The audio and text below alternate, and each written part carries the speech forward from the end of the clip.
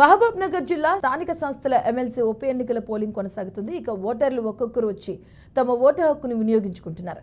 సాయంత్రం 4 గంటల వరకు ఈ పోలింగ్ జరగబోతుంది. అలాగే మొత్తం 1439 ఓటర్లు తమ ఓటు హక్కును వినియోగించుకున్నారు. ఇక ఇదే విషయంపై మా ప్రతినిధి వెంకటేష్ మరింత సమాచారం అందిస్తారు. స్థానిక సంస్థల ఎమ్మెల్సీ ఉప ఎన్నిక ప్రారంభమైంది.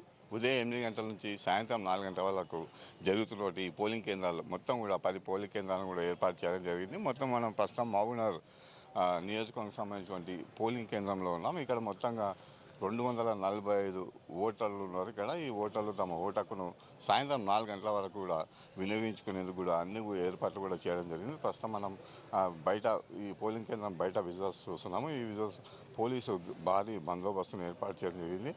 ఇక్కడ ప్రతి పోలింగ్ స్టేషన్ దగ్గర కూడా ఒక ఏఎస్పీకి సంబంధించినటువంటి అధికారిని నియమించడం జరిగింది. ఆయన పర్యవేక్షణలో కూడా ఇక్కడ అంతా భద్రత ఏర్పాటు చేయడం జరిగింది.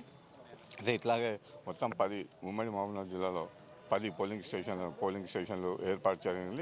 ఇందులో కొడంగల్ నియోజకవర్గంలో అతి తక్కువగా 53 మంది ఓటర్లు మాత్రమే ఉన్నారు. వీళ్ళంతా కూడా ఓటు హక్కును వినియోగించేందుకు కూడా అక్కడ కూడా ఏర్పాటు జరిగింది. అయితే ముఖ్యంగా ఈ ఎక్స్ అఫిషియో సభ్యులైనటువంటి ఎమ్మెల్యేలు ఎమ్మెల్సీలు కూడా వీళ్ళంతమంది 17 మంది ఉన్నారు. వీళ్ళలో కొడంగల్ నుంచి ఎన్నికైనటువంటి సీఎం రేవంత్ రెడ్డి ఎమ్మెల్యేగా ఎన్నికైనటువంటి సీఎం రేవంత్ రెడ్డి తన ఓటు హక్కును కొడంగల్లో మధ్యాహ్నం వినియోగించుకునేందుకు కూడా అన్ని ఏర్పాట్లు చేయడం జరిగింది. అక్కడ పోలింగ్ స్టేషన్ వద్ద కూడా భారీగా బందోబస్తును కూడా ఏర్పాటు చేయడం జరిగింది.